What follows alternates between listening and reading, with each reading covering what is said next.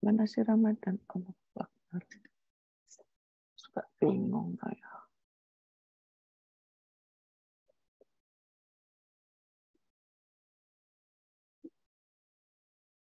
Sebentar ya Mas, agak gapter. Ramadan.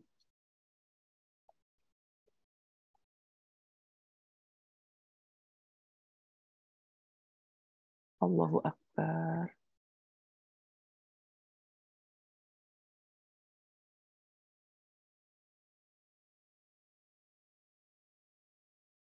Panjang. Bismillahirrahmanirrahim.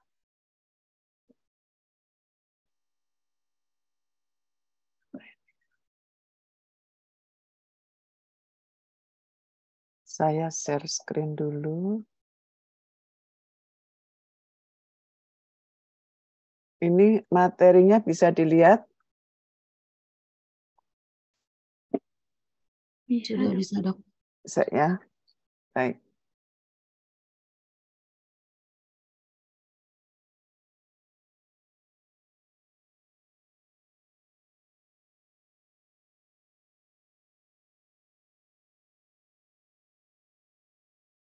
Assalamualaikum dok, mohon maaf masih di mute dok, mic-nya dokter. Baik. Ya, kita akan bicara masalah puasa Ramadan, di mana pada pasien diabetes itu banyak yang karena puasa Ramadan adalah suatu kewajiban, ya biasanya pada pasien-pasien diabetes akan tetap melaksanakan puasa Ramadan meskipun kadang kondisi kadar glukosa darahnya tinggi. Mohon maaf nih sebelumnya mari kita berdoa dahulu. Kita mulai dengan bacaan surat Al-Fatihah. A'udzu billahi minasyaitonirrajim. Bismillahirrahmanirrahim. Alhamdulillahirabbil alamin. Ar-Rahmanirrahim. Maliki yaumiddin. Iyyaka na'budu wa iyyaka nasta'in. Ihdinas siratal mustaqim. Siratal ladzina an'amta 'alaihim ghairil maghdubi 'alaihim waladdallin. Allahumma sholli ala Muhammad wa ala ali Muhammad. Allahumma ighfirli wa liwalidayya warhamhuma kama rabbayani shaghira. Raditu billahi robba wa bil islami dina wa bi Muhammadin nabiyya wa rasula. Rabbi sidni ilman warzuqni fahman. Rabbi shrah li sadri wa yassir li amri wahlul 'uqdatam min lisani yafqahu qawli. Baik, kita mulai ya, bahwa definisi dari puasa Ramadan adalah puasa Ramadan itu merupakan puasa yang intermittent. Artinya ada fase dalam satu hari itu ada fase berpuasa dan ada fase berbuka. Kalau dalam 24 jam terus-menerus berpuasa itu kita sebut sebagai puasa absolut. Kita kenal adanya diet fasting ya, diet intermittent. Nah, ini sebenarnya seperti puasa Ramadan. Nah, puasa Ramadan itu merupakan kewajiban ya sesuai dengan Al-Qur'an ya. Wajib bagi setiap orang yang mampu, tetapi di dalam Al-Qur'an tersebut dijelaskan bahwa bagi mereka yang sakit itu akan mendapatkan keringanan. Nah, definisi puasa adalah menahan diri dari makan, minum, dan hal-hal yang membatalkan puasa. Nah, lama berpuasa kalau untuk di Indonesia itu antara 12 sampai 14 jam. Tapi pada kondisi negara-negara di mana ada di lintang yang lebih utara atau selatan, puasa bisa lebih dari 16 jam tergantung pada bulan apa bulan puasa itu ada. Nah, kemudian lama puasa sekitar 29 sampai 30 hari. Nah, ini gambaran bahwa perubahan pola makan dan asupan energi selama periode puasa. Nah, pola makan dan puasa di atas untuk yang angka pertama adalah pada makan normal. Kita secara umum makan 3 kali dengan snack 2 kali ya. Kemudian pada saat malam kita tidak makan, tidur, ya. Kemudian untuk yang pada Ramadan fasting ya kita akan berpuasa pada saat setelah sahur. Ya, pada saat setelah sahur sampai kemudian nanti pada saat matahari terbenam baru kita berbuka. Jadi pola makannya itu akan meningkat pada saat setelah berbuka ke atas. Nah, kalau pada yang absolut itu terus-menerus berpuasa. Nah, jadi waktu berpuasa itu perbedaan dari yang pada puasa Ramadan, pada kondisi normal feeding, dan pada kondisi puasa absolut. Nah, ini adalah dasar dari Quran Surat Al-Baqarah ayat 183 sampai 184 ya, bahwa berpuasa itu bagi orang-orang yang beriman adalah wajib ya untuk berpuasa agar kita lebih bertakwa. Tetapi dalam ayat selanjutnya dikatakan bahwa barang siapa di antara kamu ada yang sakit atau dalam perjalanan, lalu ia berbuka, maka wajiblah baginya berpuasa sebanyak yang ditinggalkan. Jadi mengganti qadha ya. Dan bagi orang yang wajib tapi berat menjalankannya, jika mereka tidak berpuasa dengan membayar fidyah, yaitu memberi makan seorang miskin, ya. Dan di sini ditegaskan bahwa barang siapa yang dengan kerelaan hati mengerjakan kebajikan, maka itulah yang lebih baik baginya. Dan berpuasa lebih baik bagimu jika kamu mengetahui. Ya, artinya dasar berpuasa jelas ya. Kemudian manfaat berpuasa juga sudah ditaparkan di dalam Al-Quran. Nah, ini pada surat ayat berikutnya ya, tadi yang barang siapa sakit wajib mengganti, atau kalau dia tidak mampu dia bisa membayar fidyah. Nah, secara epidemiologi bahwa populasi Muslim di dunia itu lumayan tinggi, ya, terutama di Asia Pasifik di mana proporsi dari Muslim adalah sekitar 61,7%.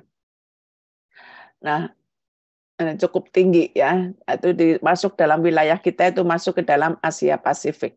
Sedangkan kalau di negara-negara lain sekitar 15 pada Afrika, 19 pada Middle East ya, yang paling tinggi proporsinya adalah di Asia Pasifik. Nah, dengan tingginya proporsi ini ya, tentunya di Indonesia juga sebagai negara Muslim diperkirakan sekitar 11,4 juta per tahun ya, penduduk Indonesia dewasa diabetes yang Muslim yang berpuasa. Nah, jadi banyak, kalau seluruh dunia kira-kira 1,5 miliar penduduk Muslimnya yang berpuasa kira-kira 50 juta per tahun, sedangkan di Indonesia ada 11,4 juta per tahun. Nah, studi dari Epidia Real World Data, real world itu artinya ya yang pada praktek-praktek klinik secara real ya, dilakukan penelitian selama Ramadan dari 13 negara. Dan ternyata bahwa mayoritas pasien Muslim termasuk di dalamnya adalah diabetes tipe 1 memutuskan untuk berpuasa Ramadan. Nah, pada pasien diabetes tipe 2 yang bisa melaksanakan puasa Ramadan selama lebih dari sama dengan 15 hari sebanyak 78,7%, sedangkan pada yang pasien diabetes tipe 1 lebih rendah 42,8% ya. Kita ketahui regimen pada pasien diabetes tipe 1 itu lebih kompleks, biasanya basal bolus seperti yang kemarin kita bahas ya. Nah, ada juga data lain di sini dari CRIT ya, bahwa pada tahun 2010 nih ternyata mungkin seiring dengan ilmu pengetahuan, seiring dengan teknologi diabetes ya, bahwa jumlah pasien yang berpuasa selama Ramadan itu semakin meningkat, di mana yang 94,2% itu bisa melaporkan berpuasa lebih dari 15 hari selama Ramadan. Artinya lebih meningkat dibandingkan 2001. Dan rata jumlah hari puasa itu adalah sekitar 27 hari. Sedangkan 30% dari penduduk muslim itu melaporkan berpuasa di luar Ramadan. Misalnya puasa Senin Kemis atau puasa Daud seperti itu. Ya. Jadi semakin meningkat. Nah, kemudian apa sih fisiologi makan pada pasien yang non diabetes atau pasien yang bukan diabetes? Jadi pada saat kita makan maka akan disekresikan insulin. Nah, kemudian insulin itu fungsinya kan akan menghambat dari gluconeogenesis, pembentukan glukosa oleh asam amino misalnya, oleh lemak misalnya, ya. Dan kalau dengan sekresi insulin itu, dia akan menstimulasi penyimpanan dari glikogen. Jadi glikogenesis itu akan meningkat, sementara gluconeogenesisnya itu ditekan. Kemudian terjadi uptake penggunaan glukosa baik oleh sel liver maupun oleh sel hati. Ya, kemudian kalau terjadi kelebihan maka dia akan disimpan. Nah, kalau kemudian individu yang tidak diabetes, yang non diabetes itu berpuasa Ramadan, artinya tidak ada asupan makanan yang masuk. Kemudian di sini maka tidak ada glukosa yang masuk, kadar insulinnya itu akan turun, maka dalam tubuh kita itu insulin ini akan merangsang sel liver untuk mengeluarkan cadangan glukosanya, yaitu untuk terjadi proses glikogenolisis, kemudian proses gluconeogenesis, ya, serta menghambat penyimpanan, tapi dia membongkar cadangan yang ada. Jadi prosesnya seperti itu. Mana? Ya. Kemudian bagaimana pada pasien yang berpuasa Ramadan, yang berpuasa pada pasien diabetes. Pada pasien diabetes juga tidak ada intake yang masuk, tidak ada input yang masuk. Kemudian sekresi insulinnya menjadi turun, ya. Kemudian ada atau tidak adanya resistensi insulin, karena ini adalah suatu patofisiologi yang terjadi pada diabetes, maka dia akan harusnya menstimulasi juga liver untuk gluconeogenesis, ya, atau ketogenesis pada pasien diabetes tipe 1. Sedangkan dia juga akan menghambat penyimpanan dari glikogen, ya, serta dia akan melepaskan, cadangan dari glikogen itu akan dipecah, ya, sehingga muncul kadar glukosa di dalam darah sebagai cadangan energi. Nah, ini adalah suatu, saya tutup ya karena ini, gimana sih? Ya. Nah, ini adalah suatu substrat oksidasi, ya, di sana pada pasien-pasien yang berpuasa Ramadan, ya, bahwa di sini yang panel B ini, panel B yang kanan, ya, menunjukkan pengukuran dari lipid dan oksidasi karbohidrat selama Ramadan, di mana substrat oksidasi ini diukur, ya, dengan kalorimetri. Nah, di sini menunjukkan bahwa efek yang diamati pada pasien-pasien yang berpuasa Ramadan. Nah, di mana pada saat pagi hari ini substrat oksigenasinya 100, kemudian setelah sore dia menjadi turun. Apa saja sebenarnya yang terjadi selama bulan Ramadan? Yang pertama tentu adalah jam tidur yang berubah. Ya, kita biasanya tidur dari jam 9 sampai subuh. Nah, ini mungkin jam 3 harus bangun untuk makan. Pada wilayah tertentu, misalnya di wilayah Inggris, bisa jadi dia puasa sahur jam 1 malam, karena pendek, puasanya panjang, waktu berbukanya pendek. Jadi ada perubahan pola tidur. Kalau di Indonesia tidak begitu berubah jauh, ya. Kemudian yang biru ini adalah jam bangun, dan kemudian yang merah ini adalah waktu-waktu makan. Waktu makan juga berubah. biasanya kita makan pagi, makan siang, makan malam, sekarang berubah dari jam 6 sore sama jam 6 3 pagi sampai jam 6 sore. Nah, perubahan yang lain di sini bahwa pasien diabetes yang berpuasa Ramadan itu akan harus melakukan perubahan pola makan, ada perubahan aktivitas fisik, perubahan dosis dan jadwal obat, serta perubahan pola tidur. Sementara puasa sendiri pengaruhnya pada diabetes mellitus itu tentunya ada dampak pada metaboliknya, perubahan metabolik ya. Kemudian risiko utamanya adalah dia memiliki risiko yang pertama adalah hipoglikemia, terutama pada saat dini hari, kemudian hiperglikemia dengan atau tanpa ketosis, terutama pada saat berbuka, kemudian dehidrasi dan trombosis. Ini adalah dampak puasa Ramadan terhadap diabetes dan dampak diabetes pada mereka yang berpuasa Ramadan. Kita lihat salah satu perubahan metabolik yang terjadi pada glukosa darahnya. Di sini grafik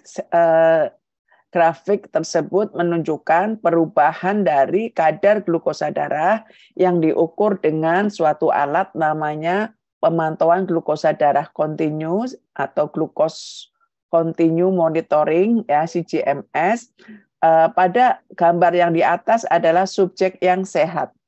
Subjek yang sehat, yang merah adalah pada kondisi puasa, sedangkan yang abu-abu ini adalah pada kondisi tidak puasa. Kita lihat bahwa perubahannya tidak berbeda bermakna pada kondisi individu sehat. Ya. Terdapat kestabilan glukosa darah yang jelas selama puasa yang diikuti dengan kenaikan yang minimal pada saat berbuka. Tapi kita lihat grafik pada pasien yang diabetes tipe 2, bahwa kenaikan glukosa darah cepat terlihat pada saat berbuka. Ya, di sini dibandingkan dengan yang sehat. Oke.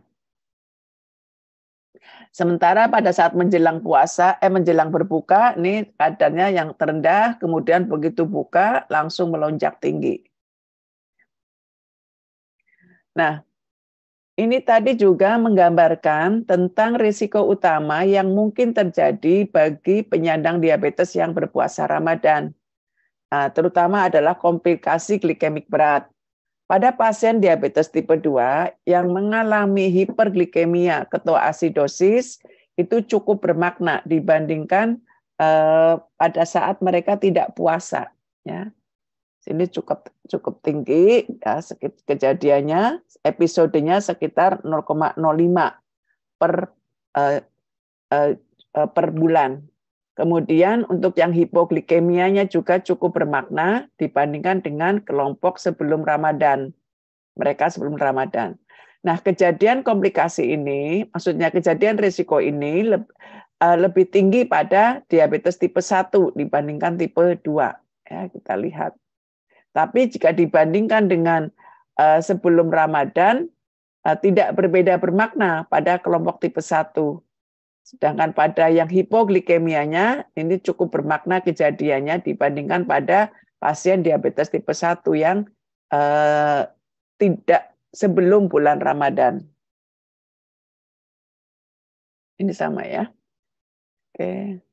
Nah, ini merupakan salah satu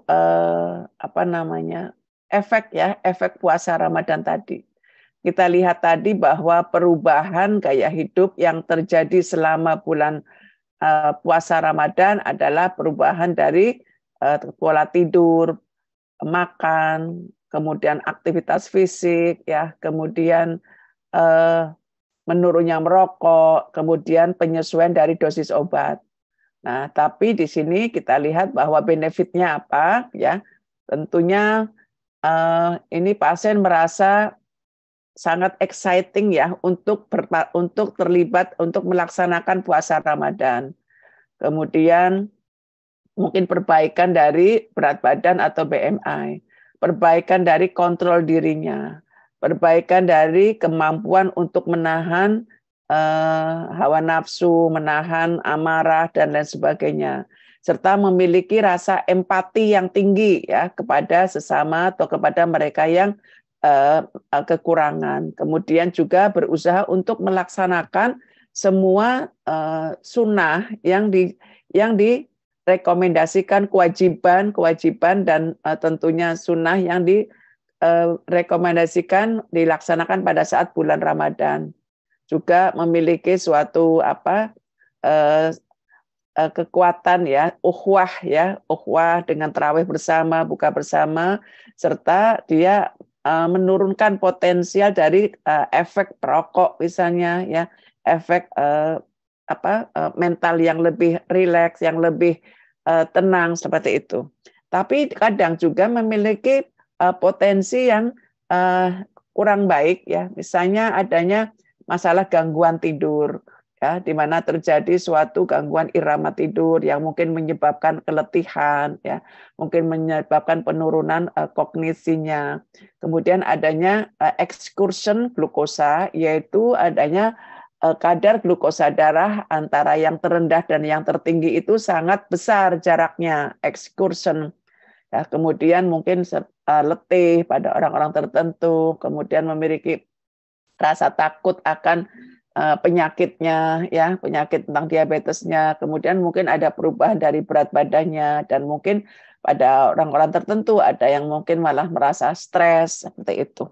Jadi ini adalah perubahan-perubahan gaya hidup, kemudian fisik maupun mental yang mungkin terjadi selama bulan Ramadan. Kalau kita memahami ini, maka kita bisa menuntun, memberikan advice pada pasien-pasien yang akan berpuasa Ramadan. Nah, kalau kita mendapatkan pasien diabetes yang ingin menjalankan puasa Ramadan, maka kita harus melakukan stratifikasi risiko, yaitu menggolongkan apakah individu DM yang akan berpuasa Ramadan itu masuk dalam risiko yang mana nih.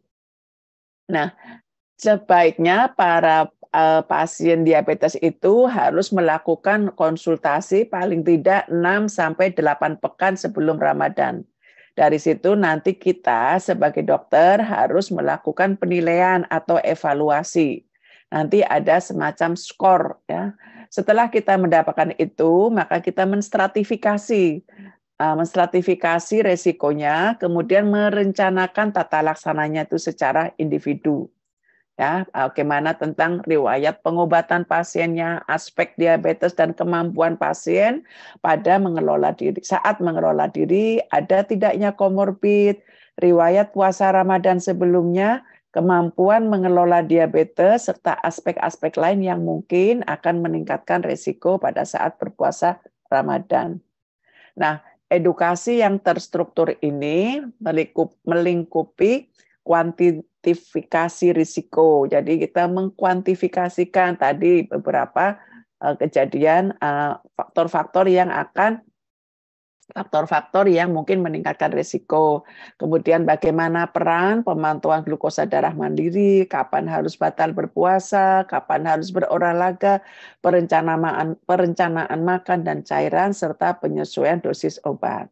Nah, stratifikasi risiko ini dibagi menjadi rendah, sedang, dan tinggi. Jadi stratifikasi risiko. Nah, jadi persiapannya adalah pre-Ramadan, ya, pre-Ramadan kita melakukan stratifikasi, kemudian selama Ramadan seperti apa. Nah, posisi selama Ramadan, jadi sebelum Ramadan kita lakukan stratifikasi dan edukasi. Dinilai, stratifikasi, kemudian edukasi. Kemudian selama Ramadan, maka diarahkan untuk melakukan pemeriksaan glukosa darah mandiri sesuai dengan stratifikasi risiko yang pada pasien tersebut. Kemudian kapan dia harus batal? Ya, semua pasien harus batal jika ditemukan kadar glukosa darahnya kurang dari 70. Kalau kadar glukosa darah 70-90, maka harus diulang dalam 1 jam. Kemudian kalau kadar glukosa darahnya lebih dari 300, dia juga harus batal, dan apabila ada gejala dan tanda hipoglikemia atau sakit. Nah, kemudian jangan lupa pasca Ramadan pun harus ada suatu penilaian dari pasca Ramadan evaluasi. Nah, ini penggolongan risikonya rendah, sedang, tinggi. Ini adalah salah satu tool. Kelihatan nggak, Dek? Salah satu tool ya, elemen-elemen untuk mengkalkulasi risiko. Ya, kemudian untuk memberikan suatu saran kepada pasien-pasien diabetes yang akan melaksanakan puasa Ramadan. Kita lihat ada beberapa poin, ada 14 poin. Ya, jadi yang pertama adalah lama diabetes, tipe diabetesnya. Pasien diabetes tipe 1 tentu skornya di sini skor 1, sedangkan diabetes tipe 2 skornya 0. Kemudian yang kedua, lama diabetes. Kalau lebih dari 10 tahun skornya 1, kalau kurang dari 10 tahun 0. Kemudian ada enggak riwayat hipoglikemia, ya. Jadi pasien dengan bolak-balik hipoglikemia, apalagi yang hipoglikemia tanpa disadari, hipoglikemia unawareness, skornya lebih tinggi. Karena kalau demikian pada saat berpuasa bisa jadi terjadi hipoglikemia tanpa disadari, pasien bisa langsung ke dalam jatuh masuk koma. Atau dalam beberapa hari terakhir, dalam waktu dekat sudah ada hipoglikemia yang berat sampai koma, sampai di bawah 50, kemudian atau hipoglikemia sering ya, kemudian hipoglikemia kurang dari 1 per pekan, atau pada mereka yang tidak hipoglikemia. Jadi parameter hipoglikemia itu sangat penting. Berikutnya adalah tentang berapa kadar glikemik kontornya. Kalau dia masih tidak terkendali lebih dari 9%, ya, tentunya skornya lebih tinggi dibandingkan kalau yang terkendali. Kemudian jenis terapi, ya, jenis terapi kalau menggunakan insulin, multiple dose insulin, dia juga lebih tinggi dibandingkan kalau hanya dengan terapi oral, apalagi terapi oral yang non-sulfonylurea. Jadi yang paling tinggi adalah insulin, kemudian basal bolus, ya, atau insulin pump. Kemudian pada pasien-pasien yang menggunakan obat yang non insulin yang generasi kedua itu 0,5, sedangkan terapi lain tidak termasuk sulfonylurea maupun insulin itu 0. Contohnya DPP-4, SGLT2 inhibitor, ya. Kemudian bagaimana pemantauan glukosa darah mandirinya? Kalau pada pasien ini katakanlah mungkin nggak punya alat dan lain sebagainya, ya kemungkinan pemantauannya agak kurang, ya. Kemudian dia bisa tapi suboptimal. Tapi kalau dia melaksanakan dengan sesuai perencanaan, tentunya resikonya akan lebih dikurangin. Kemudian pernah nggak mengalami suatu komplikasi akut? Komplikasi akut, misalnya dalam waktu 3 bulan, skornya tinggi. Tapi kalau tidak pernah, skornya 0. Kemudian dilihat juga tentang komplikasi atau komorbid yang lain. Kalau ada suatu multivessel disease complication, ya, yang tidak stabil, 6,5. Kalau stabil, 2. Kalau tidak ada, 0. Fungsi ginjal juga berpengaruh.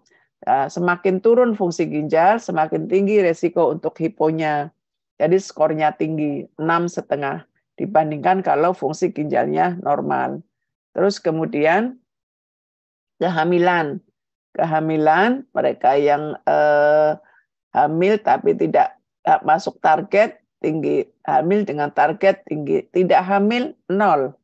Ya, kemudian mereka yang frail atau ada gangguan kognitif. Ada gangguan kognitif, contohnya pada geriatri, itu salah satu faktor yang perlu dipertimbangkan adalah masalah kognitif demensia, gangguan kognitif kalau ada 6,5.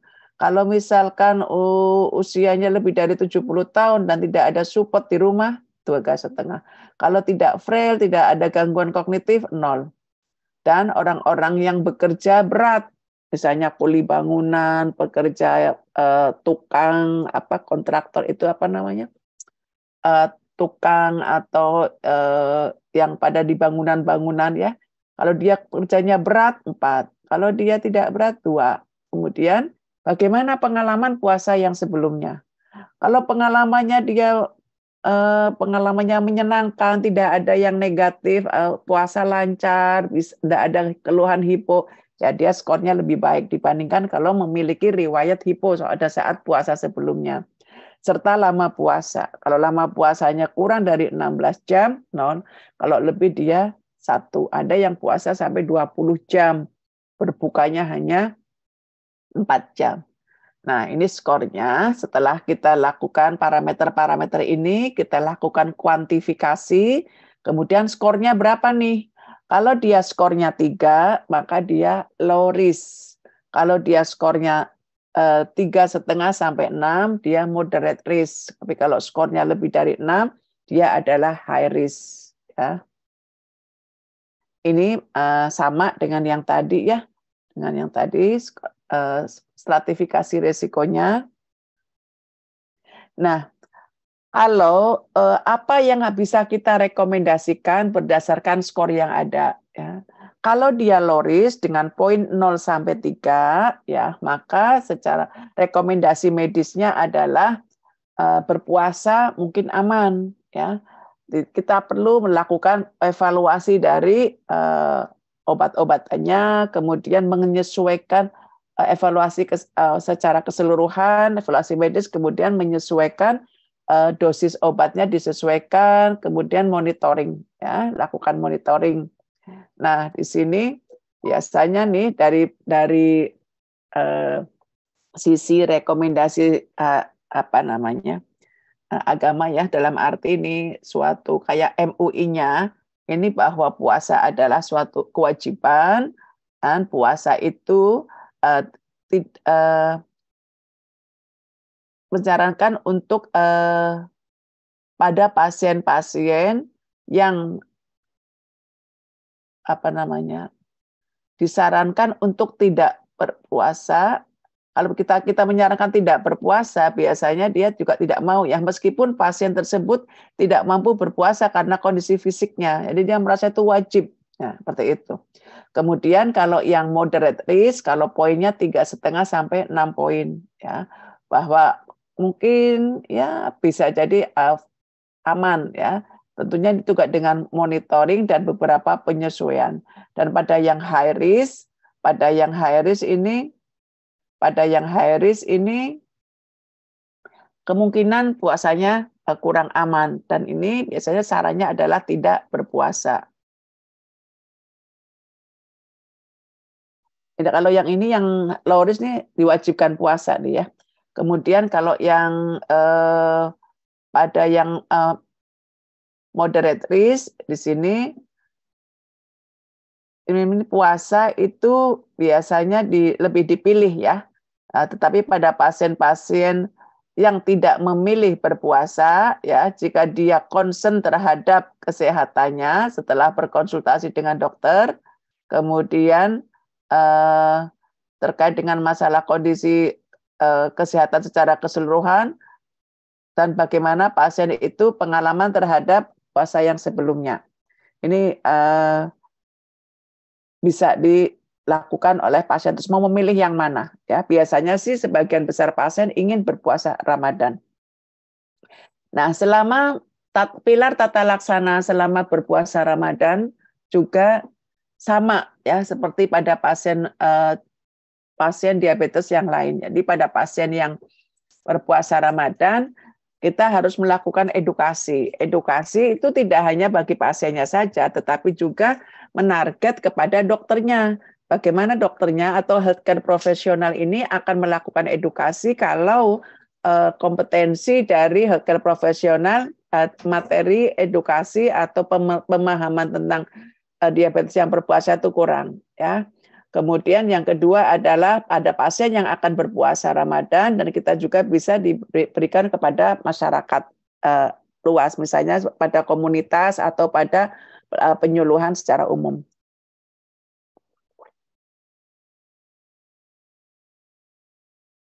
Kemudian, apa sih komponen-komponen yang harus kita fokuskan pada saat program edukasi? Yang pertama tentang kuantifikasi tadi dan pengecualian risiko serta menghilangkan salah pemahaman ya bahwa orang diabetes berpuasa Ramadan kita edukasi bukan berarti tidak boleh, tetapi bagaimana meminimalkan resiko komplikasinya, resiko dari puasa Ramadannya. Kemudian pemantauan glukosa darah mandiri, saran dietnya, aktivitas fisik, penyesuaian obat, serta kapan berbuka puasa, artinya batal puasa, serta pengenalan dari gejala-gejala hipo maupun hiperglikemia. Tadi mengenai edukasinya. Yang kedua tentang kebutuhan minum atau cairan dan perencanaan. Ya.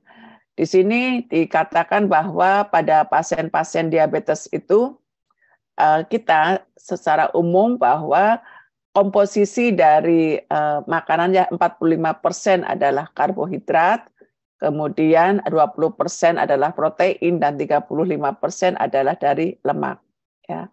Ini adalah suatu contoh ya dari menu ya yang bisa kita konsumsi pada saat Ramadan. Kemudian yang lebih penting lagi bahwa kalori dari yang ada adalah kalori dalam satu hari. Jadi karena kita makan 2 kali, itu kalorinya dibagi pada saat sahur sama buka. Ya, ditambah 1 atau 2 kali snack jika diperlukan. Nah, pada saat tadi komposisinya sama ya, 45-50% karbohidrat, 20-30% protein, dan 35% adalah lemak ya, yang disarankan dipilih yang mono dan polyunsaturated. Kemudian tetap minum, jangan lupa ya, mempertahankan hidrasi pada waktu antara sunset dan sunrise. Jadi dengan mengkonsumsi minuman ya, yang jelas tidak dipilih minuman-minuman yang manis ya atau yang mengandung kafein. Tadi itu disarankan pada saat bulan Ramadan untuk minumannya. Kemudian kalau kita mau menentukan kalori ya tergantung nih pasiennya berat badannya, tingginya berapa.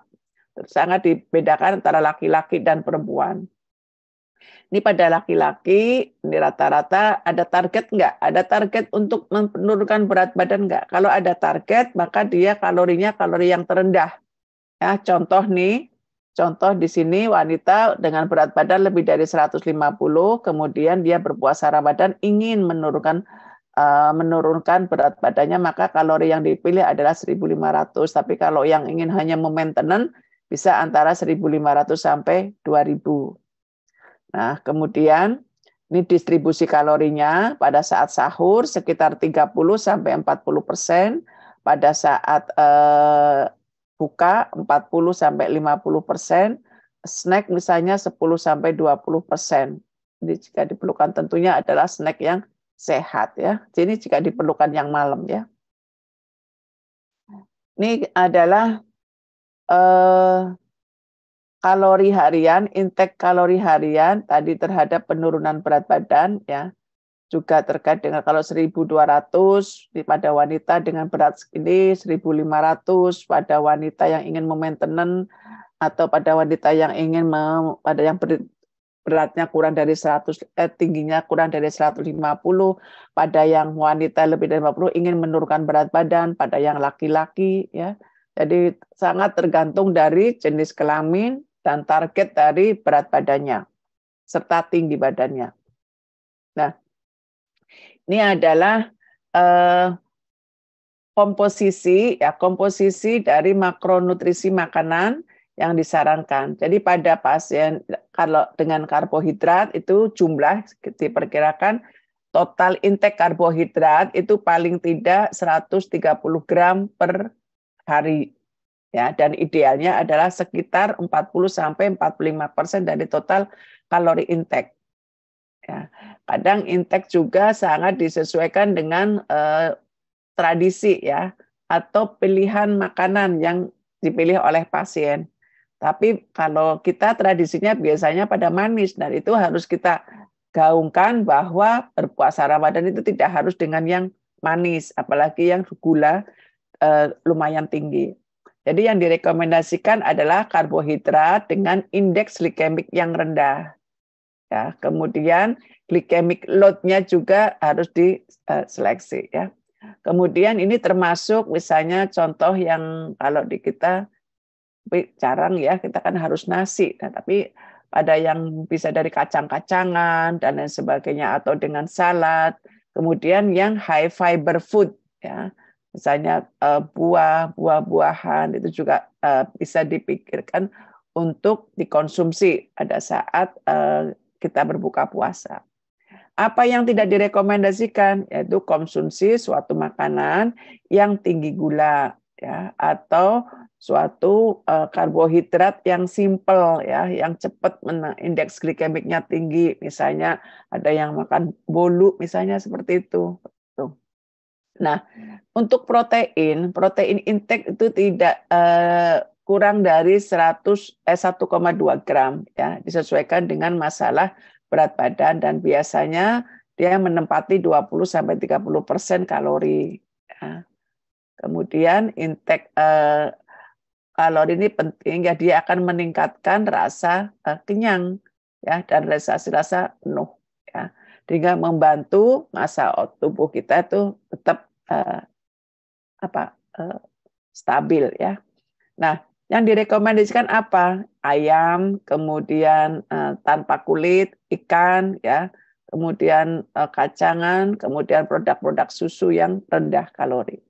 Yang tidak direkomendasikan adalah sumber-sumber protein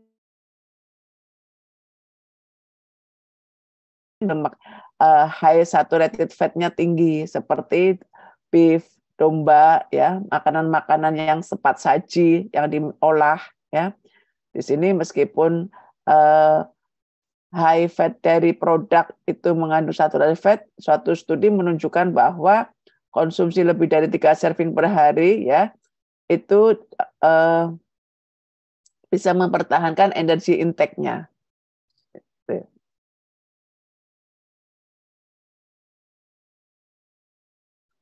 Ya.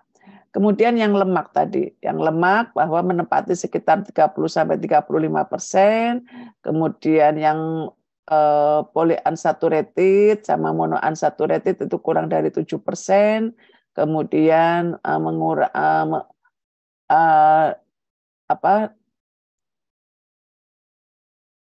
membatasi diet lemak sekitar 200-300 mg sampai atau kurang dari 200 mg jika kadar LDL-nya tinggi. Yang direkomendasikan tentunya adalah lemak yang PUFA. Kalau yang ini tadi yang saturated fat-nya harus kurang dari 7%.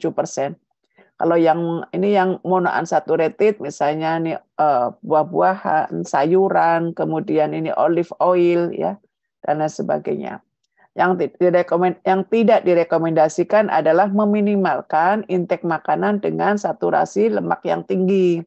Misalnya tadi daging merah ya, daging merah atau banyak makanan cookies ya atau makanan-makanan fast food juga lemaknya tinggi.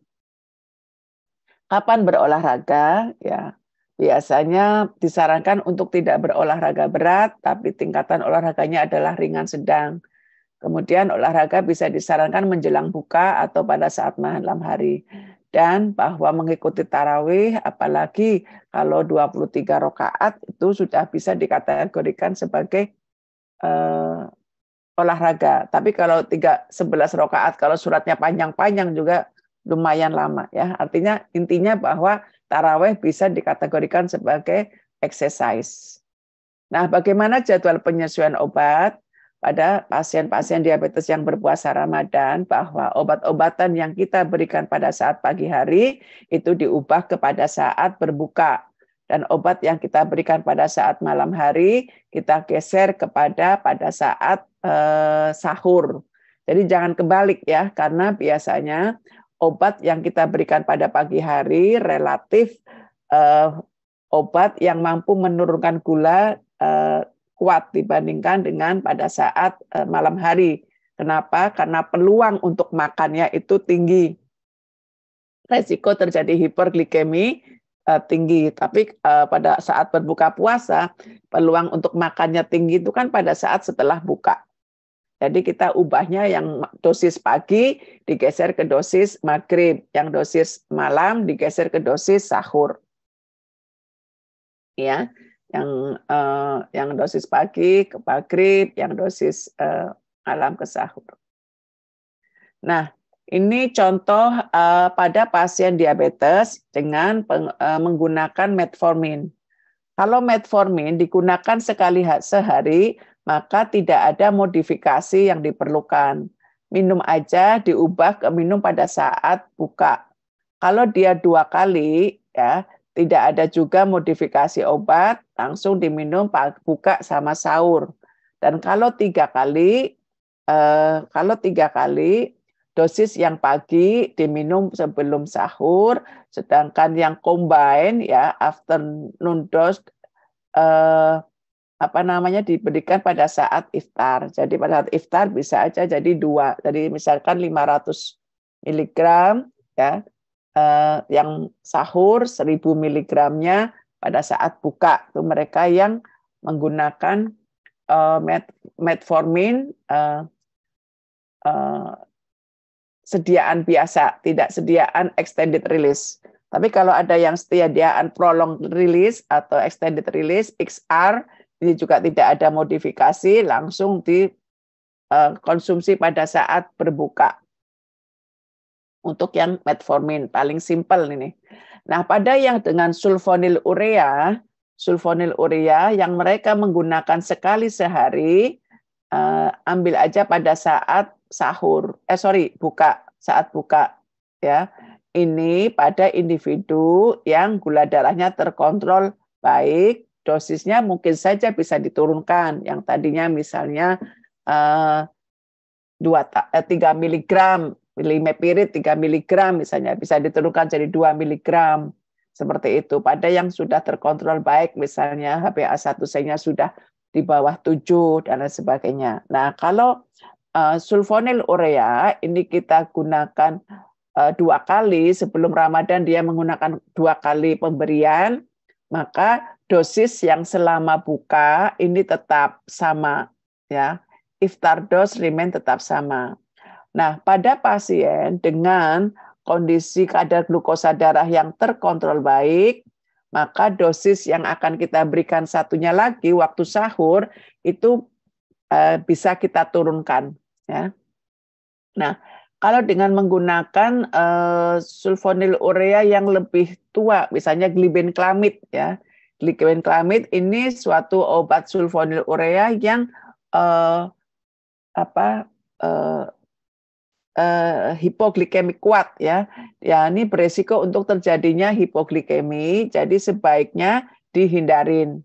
Nah, caranya bagaimana? Yaitu dengan mengubah glibenclamid menjadi suatu second generasi dari sulfonylurea, misalnya glimepirid, kemudian gliclazid atau glipizid seperti itu ya. Kemudian harus diganti ini, mengganti dari glibenclamid. Ini mengenai perubahan dari sulfonylurea. Kalau pasien tersebut menggunakan insulin, baik long acting maupun short acting selama Ramadan, ya, ini pasien dengan long acting atau intermediate acting, maka ini misalnya kita menggunakan glargine yang digunakan sekali sehari, maka dosis ini diturunkan sekitar 15-30% dan diberikan pada saat buka. Ya, kalau sekali sehari. Kalau dia diberikannya 2 kali, misalnya detemir, NPH maupun glargine 2 kali, maka dosis pagi ya, karena biasanya dosis pagi itu bisa lebih besar, diberikan pada saat buka.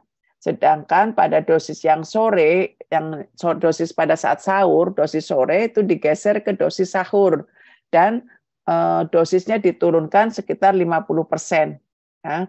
Nah, sedangkan untuk yang short acting, insulin yang prandial, kalau pasien menggunakan insulin prandial, maka dosis yang normal diberikan pada saat pagi sama saat buka, kemudian dosis yang siang kita skip, diomit, dihilangkan, kemudian dosis malam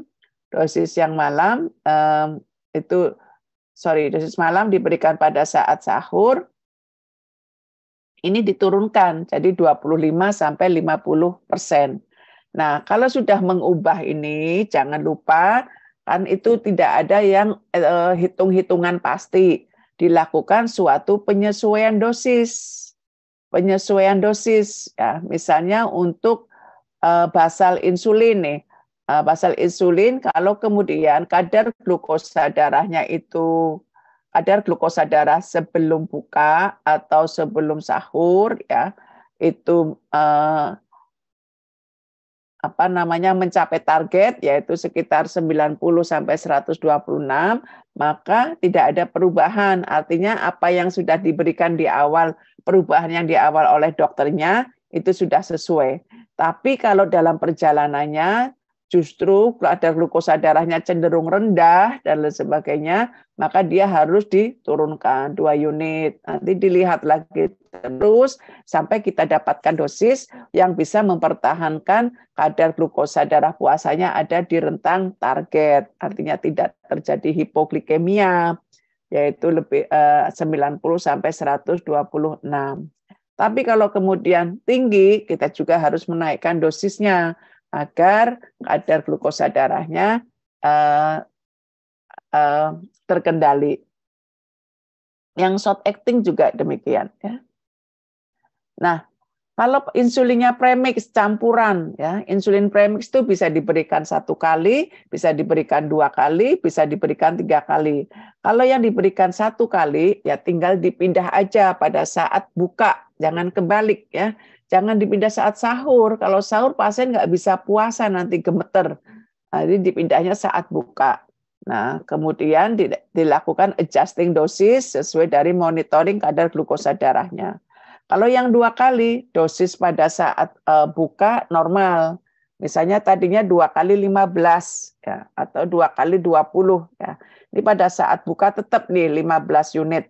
Kemudian pada saat sahur bisa kita turunkan antara 20 sampai 50%.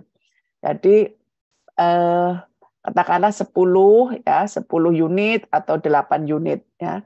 Nah, kalau pada yang 3 kali pemberian tentunya ada 1 suntikan yang harus diomit, yang harus dihilangkan ya, diberikan pada sesuaikan dengan waktu buka, kemudian 1 sahur ya. Jadi misalnya 3 kali 15 nih. Apakah kita mau berikan 20 pada saat buka atau 10 pada saat sahur ya. Sambil terus kemudian melakukan adjusting dosis.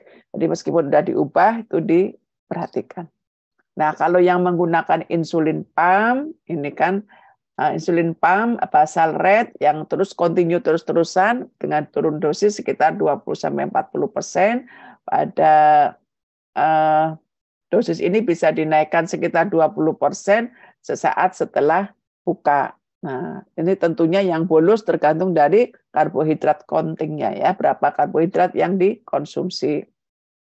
Kalau DPP-4 itu tidak memerlukan modifikasi dosis. Pertama karena dia dosisnya ya hanya 1, yang kedua resiko dia glucose dependent, pada saat bekerjanya dia glucose dependent, yang ketiga dia resiko hipoglikemianya rendah. Nah, kalau yang SGLT2 inhibitor diberikan pada saat iftar karena resiko tadi pada saat sahur ya, karena resiko resiko hiponya juga rendah, tapi dia ada sedikit efek di nokturia,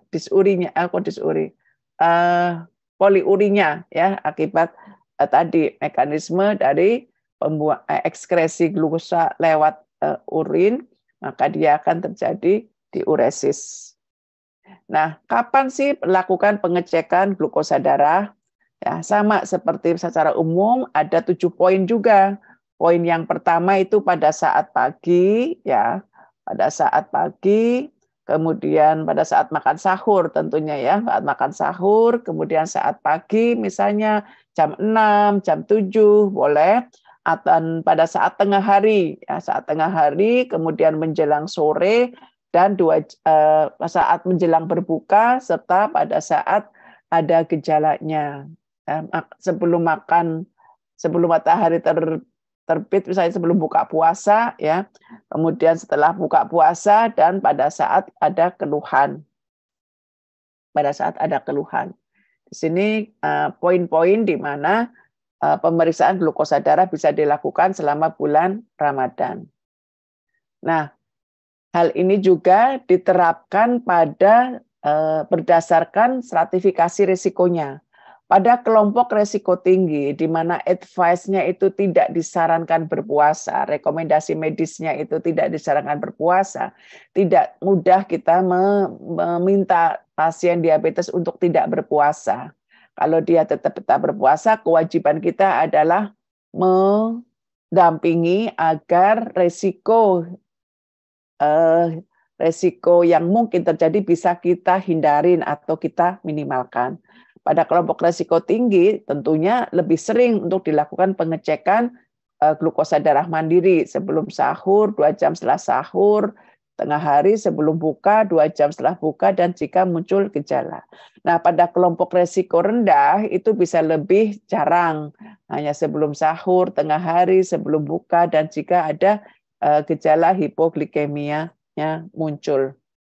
Nah, kapan harus membatalkan puasa? Ya, apabila kita dapatkan kadar glukosa darah puasanya kurang dari 70, ya, itu masuk ke dalam definisi hipo, atau jika kita lakukan pemeriksaan antara 70 sampai 90 mg per desiliter, maka harus diulang dalam 1 jam.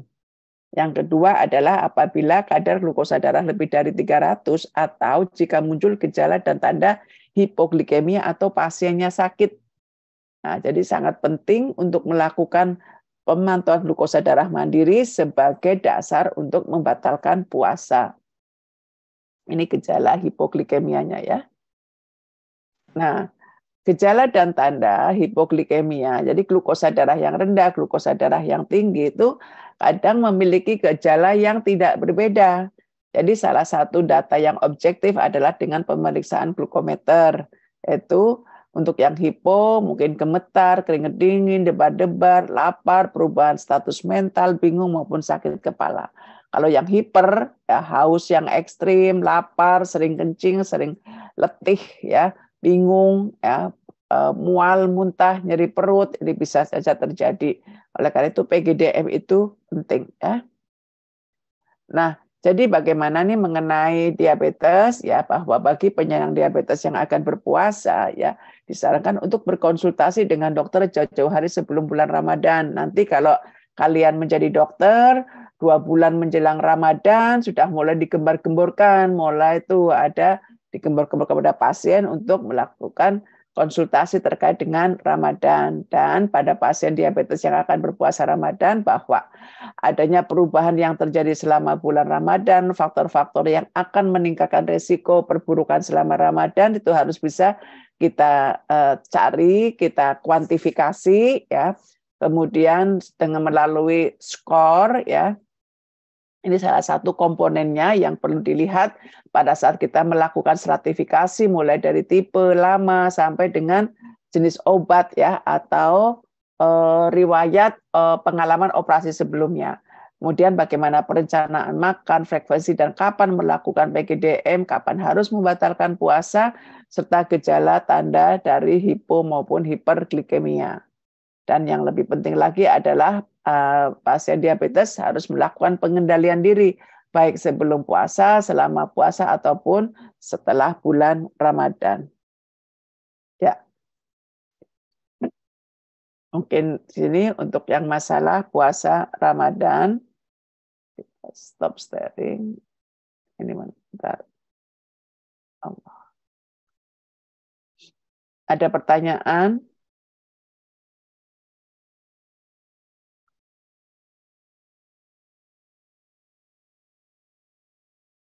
Terus. Assalamualaikum, Dok. Waalaikumsalam. Izin, Dok, saya izin bertanya, Dok. Iya. Silakan. Izin, Dok. Saya kan kemarin saya baca di buku Perkeni, salah satu resiko orang diabetes untuk ikut puasa, itu salah satunya itu adalah gejala hiperglikemi. Kalau dari penjelasan yang saya dapatkan itu, hiperglikeminya itu dikarenakan perubahan dari kadar kadar dosis obat yang digunakan, Dok. Itu mekanismenya bagaimana ya, Dok? Dari kadar dosis obat yang digunakan. Ya. Iya, jadi kadarnya diubah gitu, Dok. Jadi kayak lebih rendah gitu, Dok. Iya. Ya. Jadi memang penting mengubah dosis tadi. Memang penting bahwa hiperglikemi yang terjadi selama bulan Ramadan, tadi salah satu mekanismenya bisa karena kita mengurangi dosis dari obat diabetes untuk menghindari hipoglikemi. Ya. Oleh karena itu tadi ada suatu patokan pada saat kita mau melakukan penyesuaian dosis, salah satu pertimbangan yang harus kita lihat adalah bagaimana kendali glukosa darah pasien sebelumnya. Ya, kayak tadi nih, pemberian dengan sulfonil urea. Pemberian sulfonil urea, sebentar, saya dulu. Pemberian sulfonil urea. Pemberian sulfonil urea diberikan pada saat iftar. Tapi jika kita temukan pasien tersebut kendali glukosa darahnya bagus, maka kita turunkan, kan gitu. Atau satu itu. Jadi bisa jadi salah satu karena penurunan dosisnya. Oleh karena itu perlu monitoring dari glukosa darahnya. Nah, kalau kemudian kecenderungannya tinggi, terutama misalnya setelah buka, ya kita harus mungkin menaikkan kembali dosis yang sebelumnya kita turunkan. Atau kita tanya dulu nih, pada saat berbuka, bagaimana pola makan yang dijalankan oleh pasien tersebut, individu tersebut. Kalau dia tinggi kalori, makan kolak, minum manis, ya kita edukasi asupannya. Bisa saja deh, bisa. Jadi hiperglikemi ya, kalau kita menurunkan dosis kan berarti kemampuan untuk menekan glukosa darahnya rendah, turun. Sehingga kadar glukosa darahnya naik, seperti itu.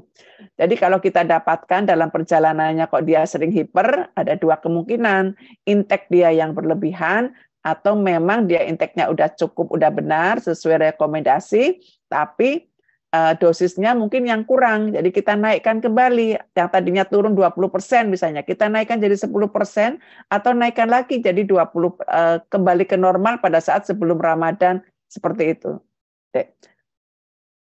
Tapi memang kebanyakan pasien itu malah gini, Dok, saya nggak usah kontrol ya, kan puasa, mau ibadah. Kadang malah justru dia nggak mau kontrol. Nah, sulitnya di situ. Ya, silakan. Baik, Dok. Terima kasih, Dok. Sama-sama. Ada lagi?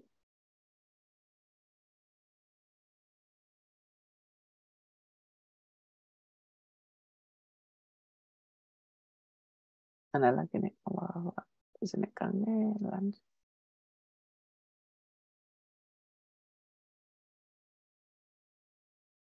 Ada yang mau tanya lagi? Ini puasa.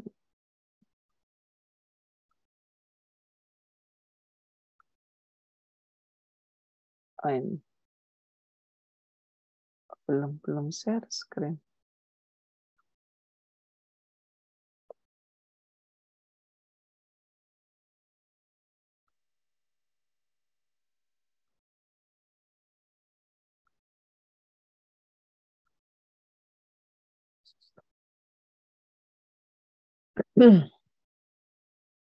Ya, baik. Kita lanjutkan dengan mengenai diabetes komplikasi akut dari diabetes emergensinya ya. Mana sih? Ya. Kita ketahui bahwa diabetes adalah suatu penyakit kronik yang serius yang dikaitkan dengan berbagai komplikasi, baik komplikasi akut maupun komplikasi kronik, dan merupakan suatu penyakit yang masalah kesehatan masyarakat yang sangat penting ya, yang mempengaruhi seluruh negara di dunia ya, dan jumlah diabetes juga semakin meningkat dan eksponensial ya, dan diabetes beserta komplikasinya, tentunya akan menurunkan kualitas hidup dari pasiennya. Demikian juga pasien-pasien diabetes secara sosial ekonomi itu akan kehilangan masa kerja, kehilangan waktu produktivitasnya, kemudian akan beban biaya yang lebih tinggi, kemudian biaya untuk berobat, biaya untuk memantau, atau biaya-biaya kehilangan waktu kerjanya. Ya, orang kehilangan waktu kerja kan berarti nggak ada pendapatan. Nah, di sini tentang krisis hiperglikemi itu ada dua, yaitu diabetes ketoasidosis dan HHS. Ya, di mana angka mortalitas dari diabetes ketoasidosis kurang dari 5% kalau pasien tersebut masuk ke dalam center yang berpengalaman. Ya, tapi kalau HHS itu masih, kalau yang di center-center yang kurang mungkin akan lebih tinggi. Sedangkan kalau pada HHS itu tetap lebih tinggi, ya sekitar 11%. Ini patogenesisnya bahwa adanya absolute insulin defisiensi atau suatu relatif insulin defisiensi. Ya. Pada yang absolute insulin defisiensi akan terjadi suatu lipolisis yang meningkat. Kenapa? Karena terjadi suatu hormon-hormon kontraregulator yang meningkat. Dari hormon-hormon kontraregulator insulin yang meningkat, yang bertujuan untuk menyediakan glukosa darah secara cukup bagi tubuh.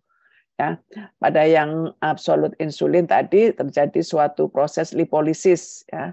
Kemudian terjadi peningkatan asam lemak bebas dari liver, pembentukan ketogenesis, pembentukan keton, kemudian adanya suatu cadangan alkali yang rendah, timbullah suatu ketoasidosis.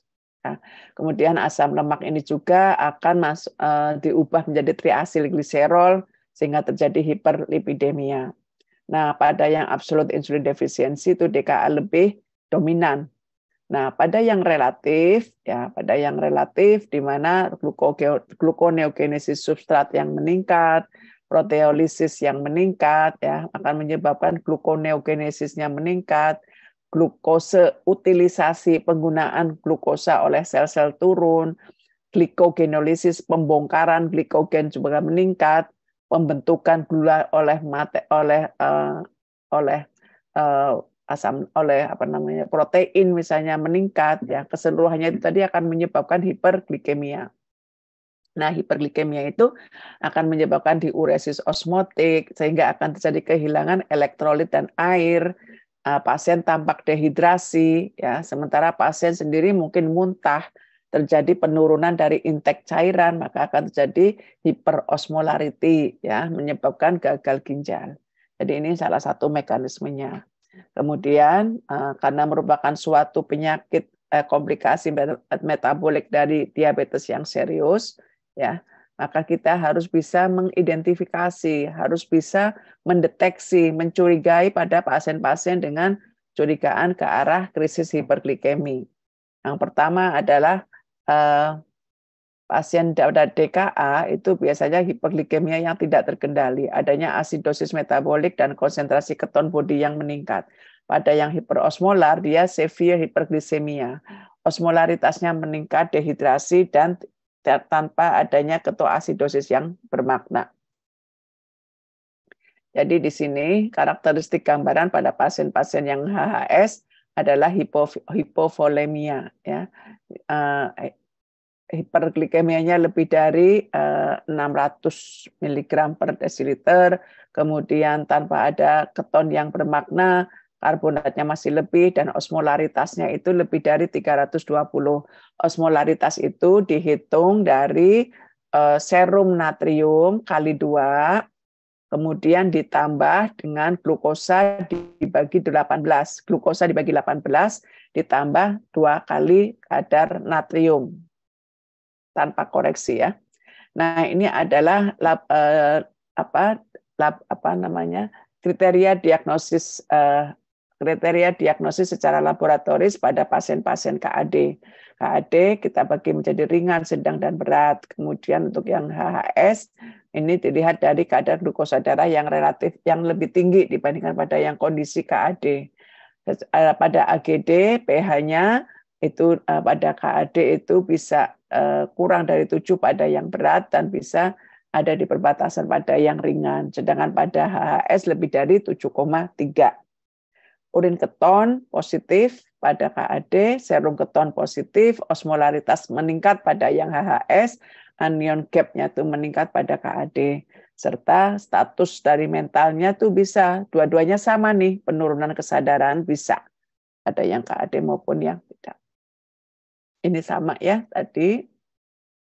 Nah, pada saat kita inisial ya manajemen awalnya yang kita lihat adalah kita harus riwayatnya, kemudian physical examination-nya, kemudian beberapa pemeriksaan laboratorium, kemudian merencanakan monitoring dari pemeriksaan laboratorium beserta glukosa darah, kemudian memberikan cairan kristaloid ya isotonik ya cairan isotonik atau kristaloid pada pasien tersebut, dan kita bisa lakukan pemberian insulin terapi apabila kadar kaliumnya lebih dari 3,3 serta bisa konsul ke tim. Nah, pada yang fase 2 maka kita akan melanjutkan program yang ada sebelumnya, kemudian mengubah isotonik ke arah hipotonik, kemudian apabila glukosanya sudah mencapai target kita bisa berikan infus yang ada gulanya, serta kemudian mengadjust dari dosis insulin dan kemudian mempertahankan kaliumnya ada di 3,3 serta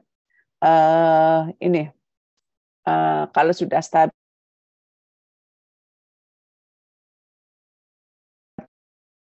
Nah, ini adanya satu atau lebih ya dari data-data di bawah ini menunjukkan bahwa suatu DKA yang berat ya, sehingga pada kondisi tersebut pasien memerlukan ke high care unit. Jadi kalau misalkan kalian jaga di IGD ya Anda lihat seperti ini. Apa-apa yang perlu diperhatikan terkait dengan melihat derajat beratnya dari KAD-nya ya. Kemudian contohnya beberapa yang perlu dilakukan pemeriksaan tadi adalah berat keton, bikarbonat, dan lain sebagainya. Nah, manajemennya seperti apa? Yang pertama tentunya dengan replacement cairan. Karena tadi terjadi diuresis, maka kita lakukan replacement cairannya. Koreksi elektrolitnya, kemudian kontrol asam keseimbangan asam basanya, kontrol hiperglikemianya, dan eliminasi faktor-faktor yang mempresipitasi, serta harus bisa menghindari komplikasi yang mungkin terjadi akibat tata laksana yang kita lakukan. Misalnya pada saat rehidrasi, terjadi suatu edema paru, ya, akibat adanya overload, itu harus dilakukan suatu monitoring agar tidak terjadi edem paru. Nah, ini terkait dengan target. Ya, jadi pada saat kita menerapi target, untuk kalian yang ada di puskesmas, targetnya adalah hemodinamik stabil. Hemodinamik stabil, kemudian kalau pasiennya tidak sadar, usahakan menjadi sadar, urin outputnya yang tadinya keseimbangan cairannya negatif menjadi seimbang, kemudian ada pasien yang tekanan darahnya rendah menjadi di atas 100, tekanan darah sistolik, MAP-nya mungkin di bawah lebih dari 75. Jadi target-target pada vaskes pertama adalah kalau kita mencurigai adanya suatu krisis hiperglikemi adalah targetnya hemodinamik yang stabil, kesadaran yang membaik, urin output yang cukup, yang adekuat, ya, keseimbangan yang baik, artinya karena pada HS itu terjadi diuresis, itu pasti urinnya banyak, tapi pasien kita atasin cairannya agar tidak terjadi dehidrasi. Ya. Kemudian salah satu juga kita harus cegah faktor-faktor presipitasinya, ya, adanya trombosis, adanya mungkin potensial komplikasi yang lain, misalnya adanya cerebral edema maupun ulcerasi kaki. Nah, bagaimana insulin kita berikan pada pasien-pasien dengan krisis hiperglikemi? Tentunya dengan infus, ya, dengan protokol infus, ya, bahwa penggunaan insulin infus kontinu, ya, menunjukkan keamanan dan efektivitas dan menghasilkan resiko hipoglikemianya yang rendah. ya. Ini highly recommended. Jadi harus dengan IV ya. Nah, ini juga bahwa insulin yang diberikan ya terkait dengan masalah pemberian insulin IV ya, itu bisa reguler insulin, glulisin atau aspat ya. Jadi tidak boleh yang basal insulin IV, nggak boleh. Jadi insulin yang rapid atau yang short acting. Premix, basal insulin nggak boleh diberikan intravena. Ya. Jadi di sini hanya reguler, aspat, glulisin, dan lispro. Ya. Yang bisa diberikan secara intravena. Oke. Nah, berapa dosis insulinnya? Nah, kalau DKA ini mungkin berdasarkan dari berat badan pasiennya, ya, merupakan suatu insulin intravena yang diberikan dalam dosis yang fixed rate, kecepatan yang sama ya, dengan kalkulasi kira-kira 0,1 unit per kilogram berat badan per jam. Ya, ini direkomendasikan, dan apabila penurunan kadar glukosa darahnya itu sampai 3 milimol per liter atau 54 mg per desiliter per hari, itu contoh yang ideal. Target penurunan glukosa darah per jamnya itu sekitar 54 mg per desiliter. Kemudian kalau yang pada AHS, ini juga perlu mempertimbangkan berat badan, pakai fixed load, tapi di sini kebutuhan insulinnya biasanya lebih rendah karena pada yang HHS biasanya kita dengan lakukan koreksi itu akan terjadi koreksi cairan, maksudnya ya, itu akan menurunkan kadar glukosa darahnya lebih baik ya. Jadi dengan memberikan rehidrasi artinya kita memperbaiki perfusinya sehingga metabolisme anaerob itu bisa kita cegah. Karena perfusinya bagus, maka resiko untuk terjadinya ketosis juga minimal, glukosa darahnya juga turun ya. Dengan perfusi bagus, maka resistensi insulin di sel pun akan membaik. Nah, apabila ketonemianya itu bermakna ada ya, yaitu asam 3 beta hidroksibutirat kurang dari 1 mol, tidak ada, maka start insulin di start insulin dripnya kita jika ditemukan ketonemia yang bermakna ya lebih dari 1 mol, maka kita berikan insulin ya, insulin IV. Tapi jika tidak bermakna, tidak didapatkan, yaitu kurang dari 1 mol, maka tidak memulai pemberian insulin. Nah, jika ketonemia itu tidak kita dapatkan, jika ketonemia yang signifikan tidak kita dapatkan, maka diberikan tadi replacement terapi 0,9%. Kemudian insulin terapi yang ada pemberian terapi replacement terapi secara adekuat itu mungkin akan memberikan perbaikan dari pembuluh darahnya, tidak terjadi kolaps ya. Tidak terjadi kolaps, kemudian perfusinya menjadi baik ya, penurunan dari volume intravaskuler itu akan menjadi baik. Jadi dengan memberikan terapi cairan pun sudah bisa memperbaiki dari kadar glukosa darahnya. Nah, ini kita pakai yang ini aja. Jadi tadi ada 4, diingat-ingat ya Dek. Jadi yang pertama dan utama adalah cairan. Yang kedua adalah insulin. Yang ketiga elektrolitnya. Yang keempat adalah mengakses untuk bikarbonatnya. Nah, untuk cairan yang kita gunakan adalah yang isotonik atau kristaloid. Kita bisa berikan asam. Kita bisa berikan NaCl 0,9% ya, 0,9%. Di sini kita bisa lihat status hidrasinya seperti apa ya. Kalau dengan kita lihat ya hipovolemia, tabak dehidrasi, kita bisa berikan 1 liter. Kemudian kalau ringan kita bisa berikan natrium. Kemudian kalau kita timbul suatu cardiac shock maka perlu monitoring hemodinamiknya. Jadi terus kalau misalkan sudah kita lakukan rehidrasi, pada saat kita mau memberikan insulin, kita harus berpikir dulu kadar kaliumnya harus rentang normal. Kadar kaliumnya harus di rentang antara 3,5 sampai 5,3. Nah, kalau dia kaliumnya itu kurang dari 3,3, tahan pemberian insulinnya, tapi berikan kalium trip sekitar 20 sampai 30 mg. Sedangkan kalau 3,5,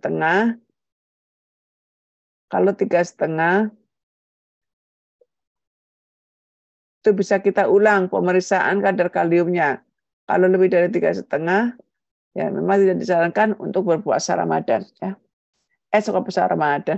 Kalau lebih dari 5, kalau kurang dari 3,3, tahan insulin. Kita bisa berikan kalau dia lebih dari 3,3 bisa kita berikan insulin.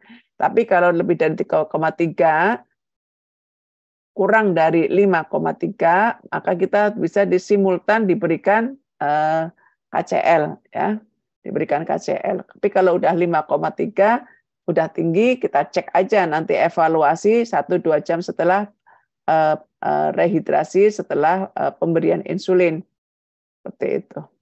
Kalau antara 3,3 dan kurang dari 5,5, ya diberikannya sekitar 20 sampai 30 mg kalium.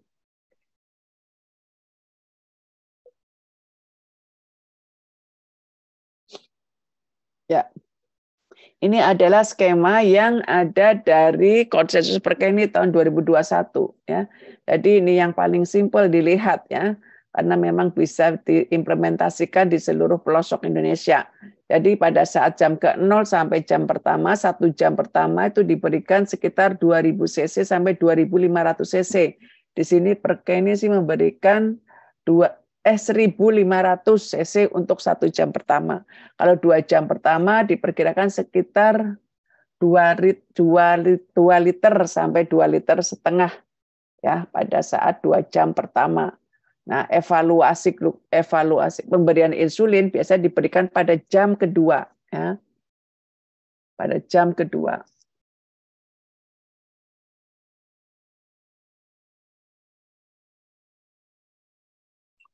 Di sini pada jam kedua, ini urut ya, pada jam kedua insulin bolus mulai dengan dosis 0,05 sampai 0,1 mg per kilogram berat badan. Itu yang bolus, dari dosis bolus. Kemudian disesuaikan dengan kondisi pasien. Kemudian dilanjutkan dengan insulin IV continue dengan dosis 0,1 mg per jam ya, dalam NaCl 0,9. Jadi pertama bolus, kemudian langsung dilanjut drip. Kalau misalkan fasilitas itu ada di tempat kalian bekerja. Kemudian penyesuaian dosis insulin yang insulin kontinu itu dilakukan dengan pemeriksaan gula darah. Kalau penurunan gula darahnya itu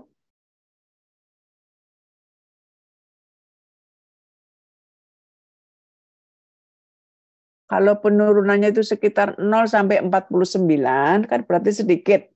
Target penurunan kan tadi 50 sampai 75. Kalau pada pasien target penurunannya hanya 0,49, maka kita harus menaikkan drip insulin sekitar 25 sampai 30%.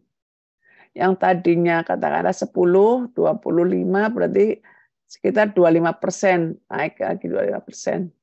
Misalnya. Kemudian kalau misalkan penurunannya itu kurang dari 50, yaitu 0 sampai 49, maka meningkatkan kecepatannya. Tapi kalau insulinnya di sini diberikannya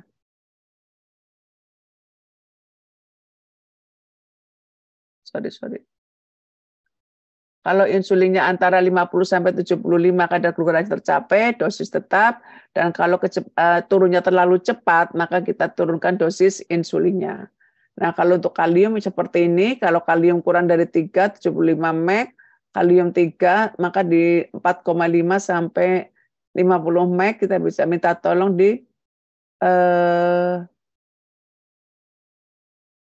simultankan pada pemberian cairannya. Jadi dengan akses yang berbeda ya, karena ini kan osmolaritasnya tinggi. Dan kalau pada kondisi dia 4,5, maka diberikan 25 mg, dan kalau 6 kita tidak perlu melakukan pemberian KCL secara intravena. Kenapa? Kalium itu penting pada kondisi di mana kadar glukosa darah tinggi. Apabila kita berikan insulin untuk menurunkan glukosa darah tersebut, maka akan terjadi perpindahan dari dari intravaskular, kalium intravaskular masuk ke dalam kalium intraseluler.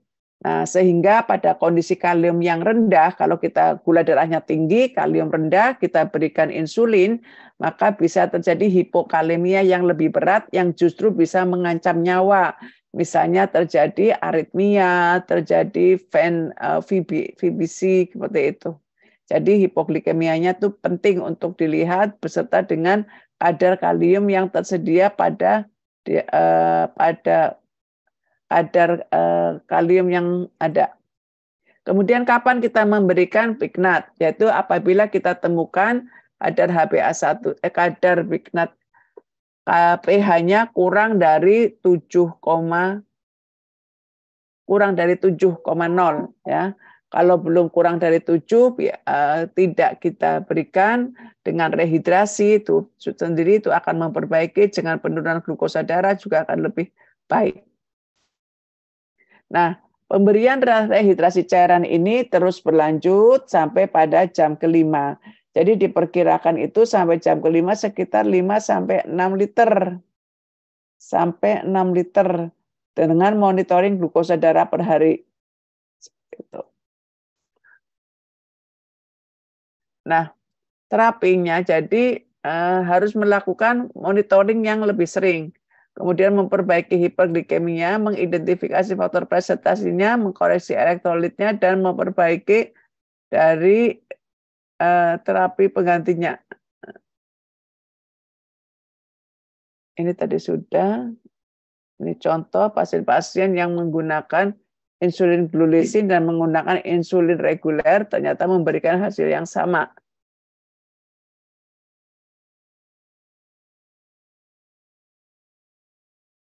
Oke. Nah, ini adalah contoh efektivitas dari insulin baik yang humulin R, dan ini contohnya adalah glulisin dalam hal menurunkan kadar glukosa darah ya. Menurunkan kadar glukosa darah.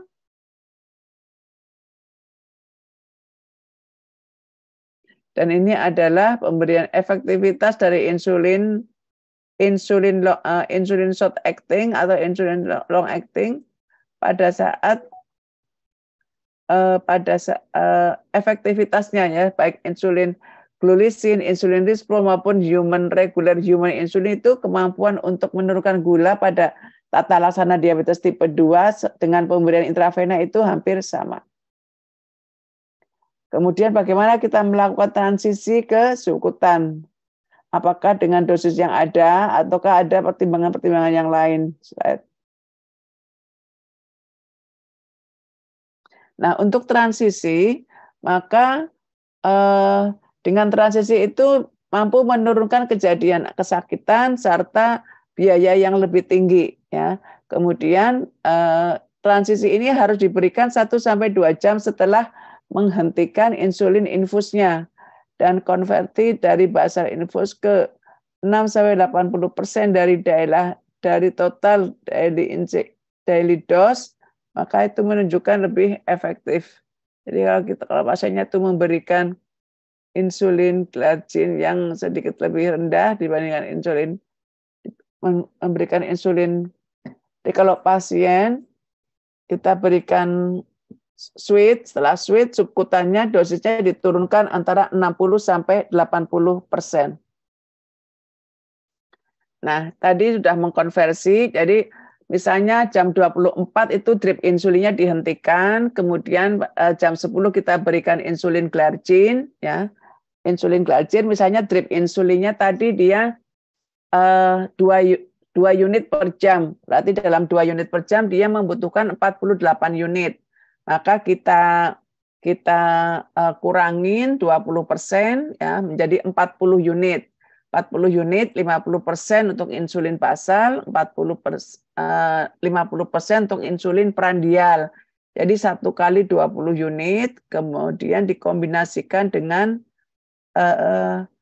prandial insulinnya. Jadi 40 dibagi 3, rata-ratanya berapa? 40 dibagi 3. 20 dibagi 3. Jadi kisarannya antara 6 unit sampai 8 unit. Kemudian kita lakukan monitoring kadar glukosa darahnya pada saat untuk menyesuaikan dosis insulin selanjutnya. Nah, terus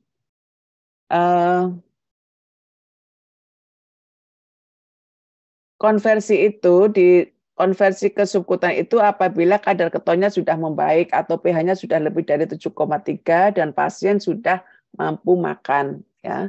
Kemudian kalau pasien yang mengalami krisis hiperglikemi itu sebelumnya sudah menggunakan insulin, tinggal dihitung kembali. Kemudian kalau yang belum, maka ada hitungannya tersendiri. Tapi ini cukup seperti ini aja, dengan tahunya. Nah, yang penting lagi adalah bagaimana faktor presipitasi itu kita cari, kemudian kita atasin. Apakah ada infeksi, apakah dia dengan menghentikan atau dengan insulin yang dia gunakan kurang adekuat, dosisnya kurang, mungkin nggak teratur, mungkin nyimpannya juga keliru, apakah ada pankreatitis, ada infak, ada cerebrovascular accident, ada obat-obatan misalnya kortikosteroid, kemudian obat-obat yang makan, ada gangguan makan, ada hipertiroidisme, dan ada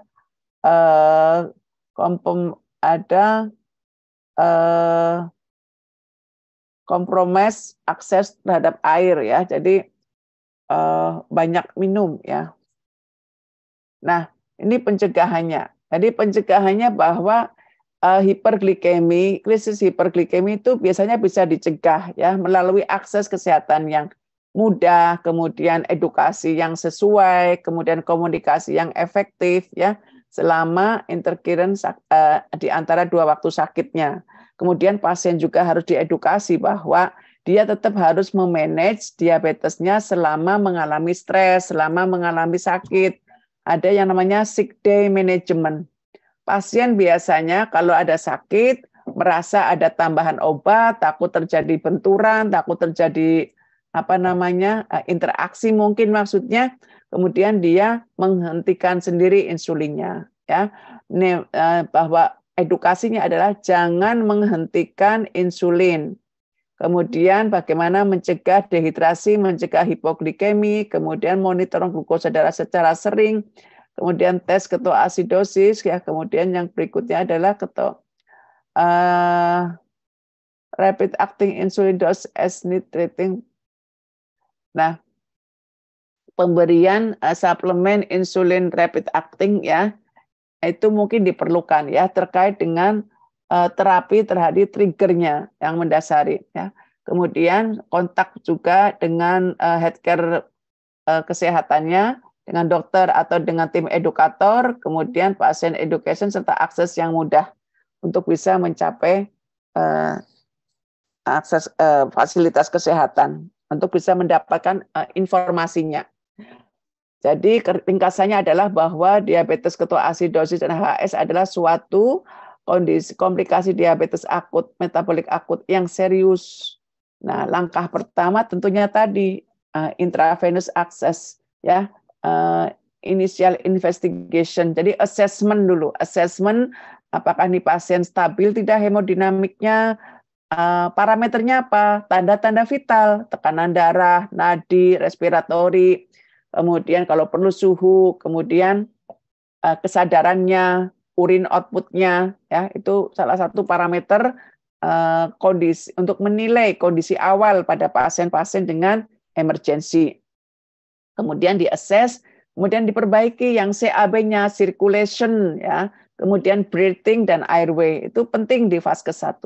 Kemudian kalau misalkan mampu, di situ ada dokter penyakit dalam, pas sedang standby, obatnya ada, tersedia, bisa diberikan. Tapi kalau tidak ada, ya harus dilakukan rujukan. Nah, kemudian langkah berikutnya adalah mengembalikan kembali sirkulasi, volume sirkulasinya yang tadinya dehidrasi kita perbaiki, menormalisasi kadar glukosa darahnya. Jadi rehidrasi cairan, regulasi glukosa darah mendekati normal atau ke arah normal, dan jika pasien itu sudah dapat makan, maka mulailah dengan subkutan multidos insulin. Ya, tadi ada transisinya, ada caranya. Dan dengan regimen yang ada bahwa infus insulin intravenas seharusnya dihentikan paling tidak 30-60 menit setelah pemberian dosis subkutan. Nah, faktor-faktor presipitatingnya harus dikontrol juga, kemudian kita berikan edukasi kepada keluarganya bahwa hiperglikemia itu salah satu faktor komplikasi akut dari diabetesnya, seperti itu. Dan harus dicegah agar untuk menurunkan kematian. Baik, terima kasih.